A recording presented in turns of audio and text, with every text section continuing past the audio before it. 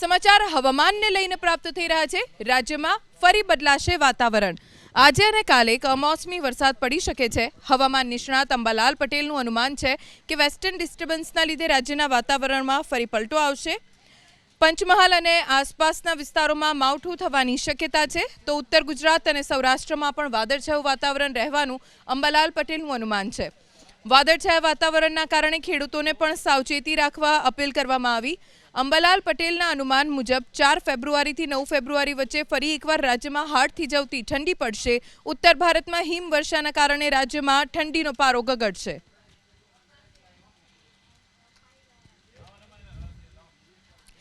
તો હવામાન નિષ્ણાત અંબાલાલ પટેલની આગાહી છે।